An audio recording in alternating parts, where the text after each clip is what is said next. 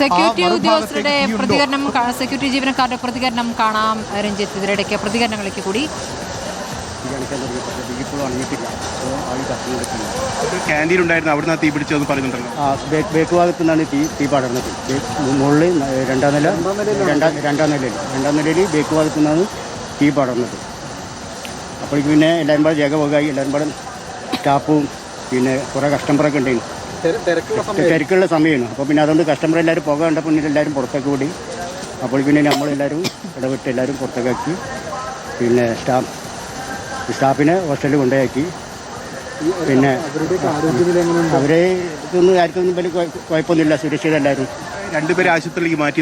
അത് അവസാനമാണ് ഓല് അറിയപ്പെട്ടു. ഓല് അവസാനമാണ് ഇങ്ങോട്ട് വന്നത്. അതുകൊണ്ട് ചെറിയൊരു പരിക്കോട് കൂടി കഴിച്ചില്ലായി. മുൻഭാഗത്തെ വഴിയിലൂടെ തന്നെയാണ് ഇറങ്ങിയത്. മുൻഭാഗത്തൂടെ എല്ലാവരും മുൻഭാഗത്തൂടെ പോയിട്ട് മുൻഭാഗത്തെ ഗ്ലാസിന്റെ ഡോർ അങ്ങോട്ട് തുറന്നിച്ച് എല്ലാവരും മുൻഭാഗത്തൂടെ അങ്ങോട്ടേക്ക് പോയി. അവിടെ ഗ്യാസ് സിലിണ്ടർ മറ്റൊന്നുണ്ടായിരുന്നു. സിലിണ്ടറിന്റെ അപ്പോഴേക്കും സെക്യൂരിറ്റി നമ്മളെല്ലാവരും പാടെ എടുത്ത് പുറത്തേക്ക് ഒഴിവാക്കി. സിലിണ്ടറിൽ ഒഴിവാക്കി. വാഹനങ്ങളുടെ ബൈക്ക് സ്കൂട്ടറൊക്കെ ഉണ്ടെങ്കിൽ അപ്പോഴേക്കും അതിൻ്റെ ആളുകൾക്ക് വന്ന് ബൈക്കിൻ്റെ ആളുകൾ ബൈക്ക് കൊണ്ടുപോയി.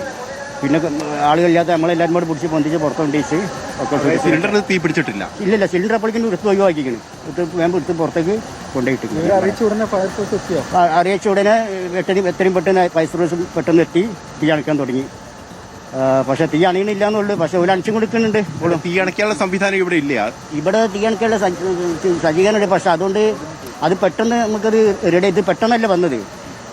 അപ്പോൾ അത് പെട്ടെന്ന് സ്റ്റാർട്ടാക്കി പിടിച്ച് എത്തുമ്പോഴേക്കും ആവില്ല, സമയമാവില്ല. അപ്പോഴേക്കും പിന്നെ ഇതിപ്പോൾ ഫോൺ ചെയ്ത് വന്നതിനെ കൊണ്ട് പിന്നെ ഫയർ സർവീസ് ഇഷ്ടം പോലെ വണ്ടി വന്നിരിക്കുന്നു, ഇഷ്ടം പോലെ ആളുകളുണ്ട്. അപ്പോൾ അതാ എല്ലാവരും ഇത് പോകെ വരുന്ന കണ്ടേ. പക്ഷേ ഇത് എവിടുന്നാണ് എന്താണെന്ന് ആർക്കും ഒരു പിടുത്തം കിട്ടിയില്ല. അങ്ങനെ പരിഭ്രാന്തിയായി എല്ലാവരും. പിന്നെ പെട്ടെന്നാണ് ഇത് കാരണം ഉൾഭാഗത്തുനിന്ന് ഇത് തീയൊന്നും കാണില്ല. ഉൾഭാഗത്ത് പുക വരുന്നുണ്ട്. പക്ഷേ എവിടുന്നാന്നുള്ള പരിഭ്രാന്തിയിൽ പെട്ടെന്ന് പുറം ഭാഗത്തുനിന്ന് തീ പാടും. അപ്പോഴാണ് ഇത് മനസ്സിലാകുന്നത് പുറത്ത് കത്തുന്നുണ്ട്. അപ്പോഴേക്കും അപ്പം തന്നെ പൈസ വിളിച്ച് കാരണം ഇതാർക്കും അണയ്ക്കാൻ വയ്യാത്ത ഗ്യാപ്പിലാണ് നിൽക്കുന്നത്. കാരണം രണ്ടാം നില മുകളിൽ പുറത്തുനിന്ന് വരുന്നത്. ഒന്നും ചെയ്യാൻ പറ്റാത്തൊരവസ്ഥയിലാണ് നിൽക്കുന്നത്.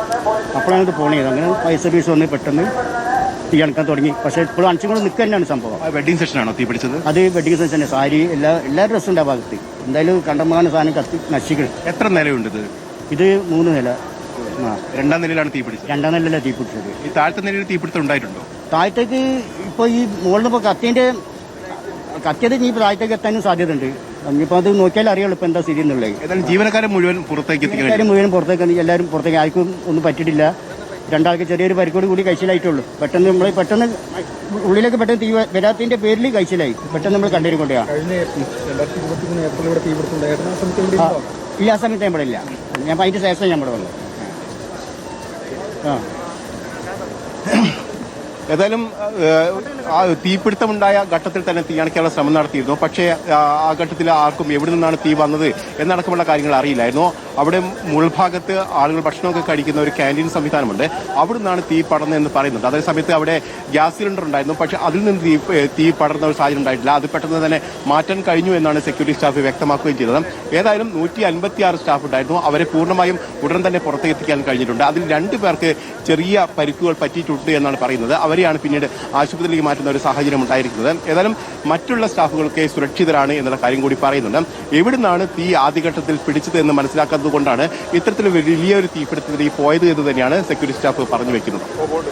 ഏതായാലും സെക്യൂരിറ്റി സ്റ്റാഫിന്റെ പ്രതികരണമാണ് കണ്ടത്. തീപിടുത്തമുണ്ടായ ഘട്ടം മുതലുള്ള കാര്യമാണ് അദ്ദേഹം വിശദീകരിച്ചതായാലും മണിക്കൂറുകളായി നടത്തിയ ശ്രമങ്ങൾക്കൊടുവിലാണ് തീ പൂർണ്ണമായിട്ടല്ല എങ്കിലും മുക്കാൽ ഭാഗമെങ്കിലും അണയ്ക്കാൻ കഴിഞ്ഞിട്ടുള്ളത് എന്നത് ആശ്വാസകരമാണ്. ജീവനക്കാർക്കോ അവിടെ എത്തിയ കസ്റ്റമേഴ്സിനോ ആർക്കും തന്നെ തീപിടുത്തത്തിൽ പൊള്ളലൊന്നും ഏറ്റിട്ടില്ല എന്നതും ആശ്വാസകരമാണ്. ഈ കെട്ടിടം തിരക്കേറിയ പാളയത്താണ് ഉള്ളതെങ്കിലും കെട്ടിടമുള്ള ഭാഗം വേറെ തന്നെ നിൽക്കുകയാണ്. മറ്റ് കെട്ടിടങ്ങളൊന്നും സമീപത്തില്ല എന്നുള്ളതും തീ അധികം പടർന്നില്ല എന്നുള്ളത് ഒരു നല്ല കാര്യമായി കാണാം. ഏതായാലും പക്ഷേ ഈ കെട്ടിടം പൂർണ്ണമായും തന്നെ ജയലക്ഷ്മി സിൽക്സ് ടെക്സ്റ്റൈൽസ് ഇതിനു മുമ്പും തീപിടുത്തത്തിന് വിധേയമായിട്ടുണ്ട്. അത് 2023 അന്നും കോടികളുടെ നഷ്ടമുണ്ടായതാണ്. അന്ന് ഷോർട്ട് സർക്യൂട്ടായിരുന്നു. ഇന്നിപ്പോൾ ഉണ്ടായ തീപിടുത്തം ഇതിൻ്റെ ക്യാൻറ്റീൻ്റെ ഭാഗത്തു നിന്നാണ് തീ പടർന്നത് എന്നാണ് ഇപ്പോൾ അറിയാനാകുന്നത്. മുകൾ ഭാഗത്ത് പക്ഷേ ഇപ്പോഴും തീയുണ്ട്. ആ തീയണയ്ക്കാൻ എയർപോർട്ടിൽ നിന്നുള്ള ഫയർഫോഴ്സ് യൂണിറ്റിൻ്റെ പ്രത്യേക സംവിധാനം എത്തേണ്ടതുണ്ട്. ഇതിനകം 5ഓളം ഫയർഫോഴ്സ് യൂണിറ്റുകൾ തീയണയ്ക്കാനുള്ള ശ്രമങ്ങൾ നിരന്തരം നടത്തിയതിൻ്റെ ഫലമായിട്ടാണ് ഇപ്പോൾ കുറേയെങ്കിലും തീ അണച്ചിട്ടുള്ളത് എന്നുള്ളതാണ്. കോടികൾ നഷ്ടമുണ്ടായിട്ടുണ്ട്. തുണിത്തരങ്ങളാണ്, സിൽക്കടക്കമുള്ള തുണിത്തരങ്ങളുള്ള വെഡ്ഡിംഗ് സെൻറ്ററിൻ്റെ ഭാഗത്താണ് ആദ്യം തീപിടുത്തമുണ്ടായത്. അതുകൊണ്ട് തന്നെ തീ വളരെ വേഗത്തിൽ പടർന്നു എന്നാണ് മനസ്സിലാക്കാനാകുന്നത്. രണ്ടാം നിലയിൽ നിന്നും മൂന്നാം നിലയിലേക്കായിരുന്നു, പിന്നീട് ഒന്നാം നിലയിലേക്ക് കൂടി തീ പടരുന്നതാണ് കണ്ടത്.